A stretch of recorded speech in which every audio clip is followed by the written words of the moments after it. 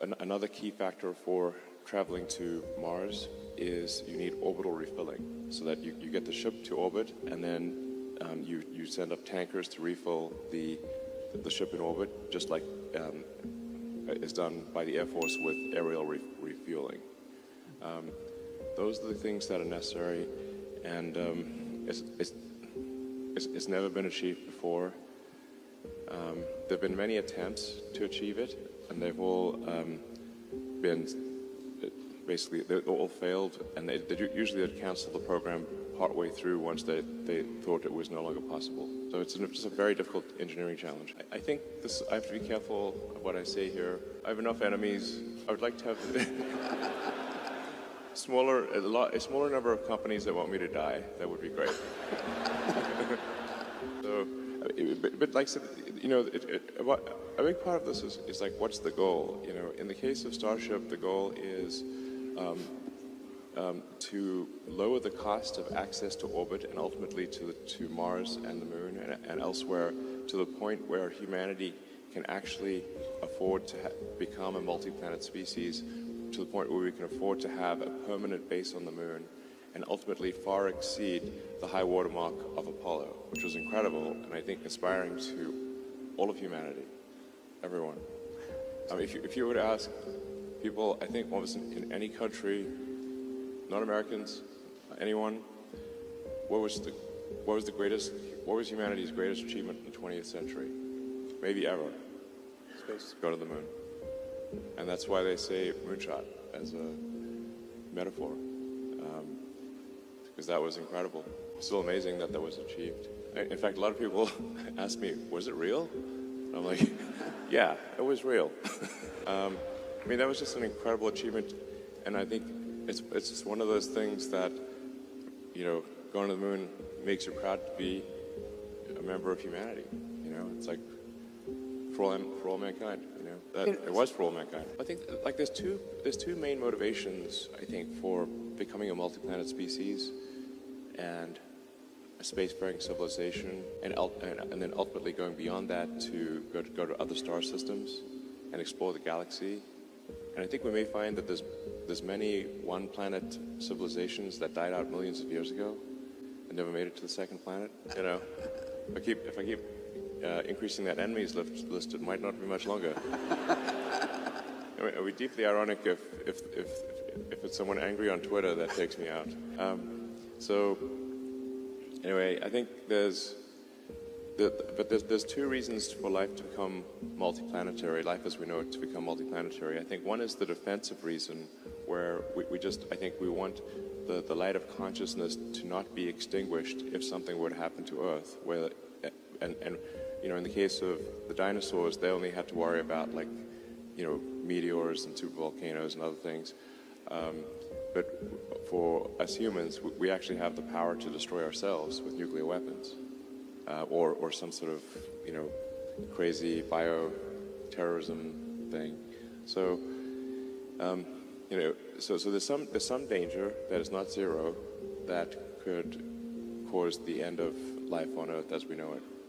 So that's kind of the defensive reason to ensure that life is not just, and consciousness is not only on Earth. That's the defensive reason to protect the future of consciousness. Then the other big reason, I think, is that it's exciting, and it's adventurous, and it's inspiring, and makes it makes you think positively about the future, you know. And life can't just be about solving one problem or another. There need to be reasons to be inspired, you know, reasons that move your heart and say, yes, the future's going to be great. And when you get out, you know, when you wake up in the morning, I can't wait to see what happens next. And I think that's, you know, humanity going to Mars. Even if you don't yourself want to go to Mars, and most people don't, just watch it. It's a tough gig, frankly. This would not be a luxury expedition. But you'd be able to watch it happen, and I think it would just be incredibly inspiring to the world in the same way that the Apollo program was inspiring to the world. And like I said, life can't just be about solving one problem or another. We need things that make us excited and inspired about the future, and that would be one of them. I mean, I think it's, most people would say, like, given how the market has evolved this year, the price is on the high side. But in terms of I think there is a tremendous amount of potential that it will be very difficult to achieve, but I think possible.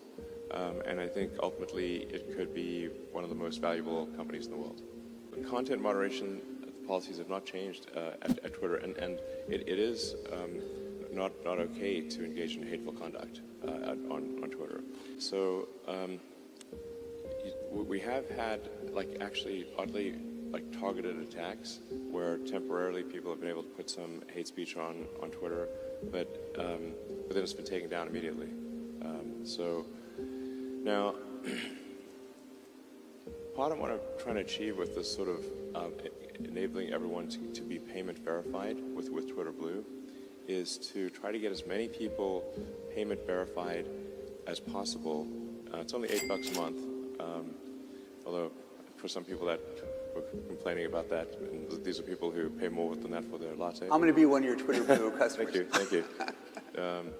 But like it's part of its revenue, part of it is payment authentication, and so if somebody because there is a huge problem with spam and bots and trolls on Twitter, and organizations trying to manipulate public opinion and just generally making the system worse. And I think that there is an answer to that, which is to get as many regular users of Twitter to be a subscriber for $8 a month. And you'll get a lot more than just a blue check mark for $8 a month, because now we can afford long-form video, long audio, podcasts, and we can also start sharing revenue with content creators, which is essential. Give them a chance to make money. Yeah, absolutely. Just so, I mean, right now, if you're on Twitter, you'll see a lot of links posted to YouTube and TikTok, and that's because, at least until now, Twitter has not even given them enough video length to post their video, and then they give the content creators no means of monetizing the video. So we're going to change that rapidly at Twitter. It's going to be transformative. But if we can get enough verified users, and we're going to prioritize Twitter search, replies, mentions by verified users first, and yeah, this is very. And that's what calls amplified. Yes. So if you're payment verified with blue checkmark, then you're prioritized, and so this is the point of this is to make crime not to pay, because right now to create a bot on Twitter costs less than a penny. So the cost of crime is so cheap, and that's part of why crime and hateful conduct pays. But if somebody risks losing even $8, it's too expensive to now have 100,000 fake accounts, because they have to spend $800,000 a month, as opposed to $800 a month. So, and then we also, since we're using payment authentication, we're piggybacking on the authentication system of the payment system, and we're also piggybacking off of Apple's authentication system, which is another layer of security.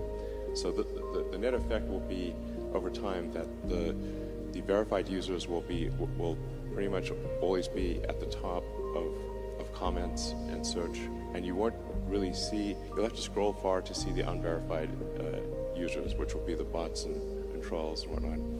And this is sort of analogous to Google search. Like, if you go to page 8 of Google search, there will be a ton of scams and stuff. Call it page 8, page 9, something like that. But the thing is that Google search results are so good for page 1 that you never go to page 8. Or it's rare. And like the old joke is like, so if something we don't want to see, it gets pushed way down. Yeah, basically the bad stuff gets pushed way down. And then crime stops paying, and then they stop trying to do all these things. So I mean, the joke is like, what's the best place to hide a dead body would be the second page of Google search results. Nobody ever goes there.